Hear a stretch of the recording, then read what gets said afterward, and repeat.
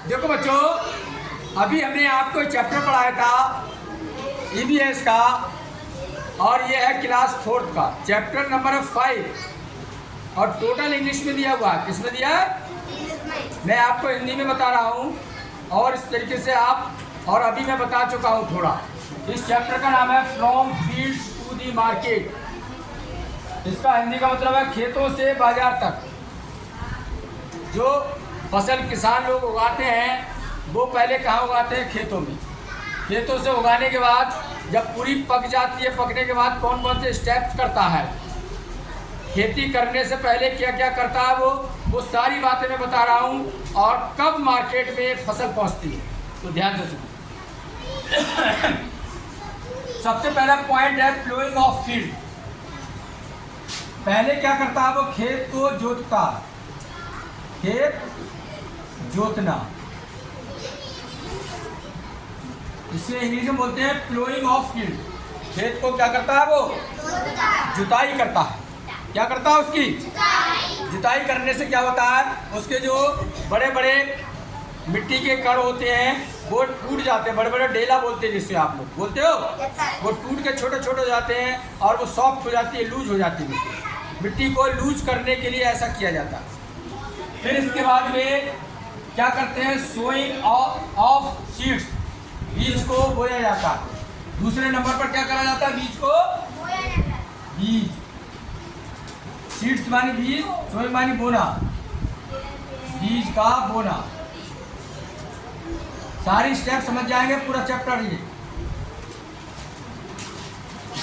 बो दिया। पहले खेत जोता, फिर यानी बीज बोया, फिर करा हमने, देखो तीसरे नंबर पे है इरिगेशन। फिर यानी किसान करता है सिंचाई। सिंचाई का मतलब होता है पानी लगाना। सिंचाई का मतलब पानी लगाना, खेतों में पानी लगाना। अगर पानी नहीं देंगे, आपको नहीं देंगे, तब भी आप भी यानी परेशान हो जाएंगे। इसी तरीके से पौधे भी परेशान हो जाते हैं और सूख जाते हैं।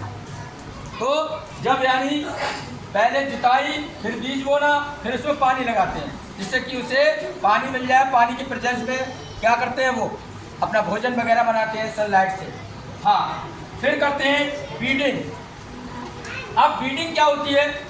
पानी लगा दिया, पानी लगाने के बाद कुछ देर बाद क्या होता है? एक्स्ट्रा घास जम जाती है उसमें, बेकार घास जम जाती है जो यूजलेस होती है, इसका कोई इस्तेमाल नहीं होता। वो पौधे को बढ़ने नहीं देती है। वो क्या करती है? जो भी मान लो पेस्टिसाइड डाल रहे हैं, दवाइयाँ डाल रहे हैं हम खेती में, या हम यानी पानी लगा रहे हैं, सारा पानी और दवाइयाँ वो सोख लेती है। एक्स्ट्रा घास, जो बेकार घास है, अनवांटेड यानी ग्रास जो होती है, वो सारी चीज़ें खा जाती है। और मिलना किसको चाहिए? हमारे पौधे को। पौधे के चारों तरफ फैल जाती है। मान लो पौधा हमारा जो है ऐसे करके ऐसे बना हुआ है, तो इसके तरफ यानी ये घास जम जाती है, ये ऐसे घास आ जाती है। ये घास क्या करती है? बेकार सारे जो हम दवाइयाँ डालते हैं, क्या डालते हैं? दवाई, और पानी लगाते हैं, ये सारा पानी और दवाई सोख लेती है और हमारे पौधे को नहीं मिल पाता। पौधे को नहीं मिल पाता। हमें किसे देना? अपने पौधे को बढ़ाना है हमारे लिए। जब पौधा हेल्दी होगा तो हमारी फसल अच्छी होगी। तो उसके बाद में क्या करी जाती है? बीडिंग, खेतों की निराई की जाती है। और निराई कब होती है? निराई तब होती है बच्चों, जब यानी बो दिया बीज के 25 दिन बाद। कितने दिन बाद? 25 दिन बाद यानी ये काम शुरू हो जाता है। समझ गए? उसके बाद में क्या करते हैं? फिर फसल पक जाती है। पकने के बाद फसल को हम काटते हैं। फसल को क्या करते हैं? काटते हैं। काटने के बाद क्या करते हैं हम? उसका थ्रेसिंग वगैरह होती है। ये लिखा है थ्रेसिंग। बहुत से फसलों की थ्रेसिंग होती है। बहुत से फसल ऐसी होती है जिसको झाड़ लिया। क्या कर लिया? तुमने देखा होगा थ्रेसिंग, उसकी पैडी क्रॉप्स होती है जो धान की होती है। धान को काट के आता है, काटने के बाद 2-4 दिन यानी धूप में डाल देते हैं उसको, वो सूख जाते हैं। उसके जो दाने होते हैं, सूखने के बाद उसे एक बड़े पटले पे ऐसे करके मारते हैं, और वो धान अलग हो जाता है और उसकी जो यानी नीचे की टहनियाँ होती है वो अलग हो जाती है। वो जलाने के काम आ जाती है। गाँव में अक्सर करते हैं, गाँव में जलाने के काम। और वो यानी जो चावल होता है वो एक तरफ हो जाता है। अब तो ये पहले चलता था थ्रेसिंग, अब तो मशीनों में डालो और आराम से यानी थ्रेसिंग हो जाती है। अब मशीनें आ गई, पहले ये था, पहले ऐसा था कि यानी हाथ से करते थे।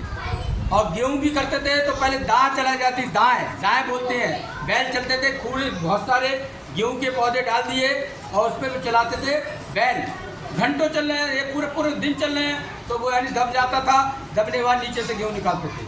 लेकिन अब ऐसा नहीं है, मॉडर्न टेक्नोलॉजी आ गई है, तो थ्रेसिंग होती है मशीनों से, जरा सी देर में हो जाती है। जब बच्चों थ्रेसिंग हो जाए, हार्वेस्ट जब फसल काट ली, सुखाने के बाद क्या होता है, उसमें से बीज निकाल लिया, जो भी बनाया, मान लो गेहूँ की फसल की है तो गेहूँ निकाल लिया, लाने के बाद उसको क्या करते हैं, बाजार में के लिए बेचने के लिए तैयार हो जाता है। उनको बड़े बड़े कट्टों में, सैक्स वगैरह में भर देते हैं।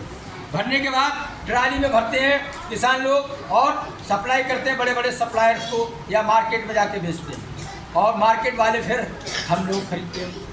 समझ में आया सबके? अच्छा, ये बाजार में पहुंच गए। अब यानी बात आई, इस चैप्टर में दिया है प्याज की खेती। इसकी दिया है प्याज की खेती। हमने सुबह बताई थी कि यानी कैसे करते हैं। पहले उसकी पौध तैयार की जाती है, पौध तैयार करने के बाद क्या करते हैं, उसे ज़मीन में यानी बो देते हैं, बोने के बाद और फिर उसके बाद में उसमें पानी वगैरह लगाते हैं। लगाने के बाद क्या करते हैं, ये चारों स्टेप्स करते हैं। ये करते हैं, जोतने के बाद बीज बो दिया, बीज सिंचाई कर दी, निराई कर दी, फिर काट लिया। और प्याज की आई एम वेरी हैप्पी, प्रेरणा नाम की एक लड़की है, वो कह रही है इस चैप्टर में कि मैं बहुत खुश हूँ, और उसने पापा से पूछा कि प्याज कैसे बोई जाती है।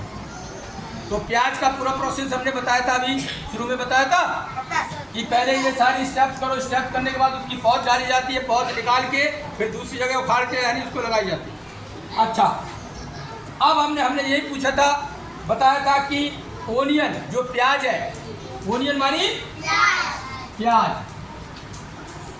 प्याज किस यानी उसमें मौसम में होती है, ये भी पूछा था। तो रबी क्रॉप होती है, रबी यानी क्रॉप वो होती है जिसमें गेहूँ बोया जाता है।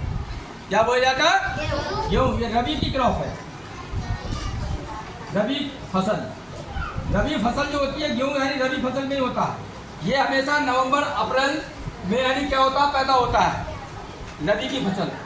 खरीफ की फसल जुलाई से अक्टूबर में होती है। और इन दोनों इसमें इन चारों महीनों में प्याज को बो सकते हो, प्याज की फसल हो जाएगी। समझ में आ गया? तो प्याज को बो सकते हो उसके लिए। अब बात आई कि प्याज में होता क्या फायदा है जो खाते हैं प्याज में 2 खनिज मिलते हैं। हमने बताया खनिज जरूरी है हमारी बॉडी के लिए। प्याज में एक होता है फास्फोरस जो हमारे शरीर के लिए बहुत ज़रूरी है, एक होता है मैंगनीज, ये भी हमारे शरीर के लिए बहुत ज़रूरी है। ये क्या है? खनिज है। हमने बताए थे खनिज, और विटामिन अलग बताई थी और खनिज अलग बताए थे। यही खनिज मिलते हैं। देखो ये सब्जी है, तभी तो कहा जा रहा है कि सब्जी ज़्यादा खाएं। सब्जी खाएंगे तो फास्फोरस मिलेगी और मैंगनीज मिलेगी आपके लिए, आपकी बॉडी के लिए, जो हमारी बॉडी को चलाने के लिए सही है, रन करने के लिए ज़रूरी है ये चीज़ें। जितने भी खनिज यानी पदार्थ हैं या एलिमेंट है। समझ में आ गया? अच्छा, इसके बाद ये थ्रेसिंग समझ गए, बीडिंग समझ गए। बीडिंग क्या होती है? निराई। अभी बताई थी हमने, फसल बो दो, बोने के बाद 25 दिन बाद निराई करना शुरू कर दो, जिससे कि हमारे पौधों को सही तरीके से पेस्टिसाइड मिल जाए, दवाइयाँ मिल जाए। क्या मिल जाए? दवाई जो कीड़े मकोड़े मारने की, और पानी मिल जाए। इसलिए निराई करना बहुत ज़रूरी है। पेपर में आ जाए तो यही लिखना है, हमारे पौधों को दवाई और पानी भरपूर मिल सके, इसलिए बीडिंग की जाती है। टिलिंग का मतलब है कि खुरपी से या फावड़े से मिट्टी को लूज करना, बड़े बड़े पार्टिकल को छोटे छोटे पार्टिकल में ब्रेक करना, तोड़ना, वो हमारी कहलाती है टिलिंग। सारे बच्चों को समझ में आ गया ये? Thank you very much.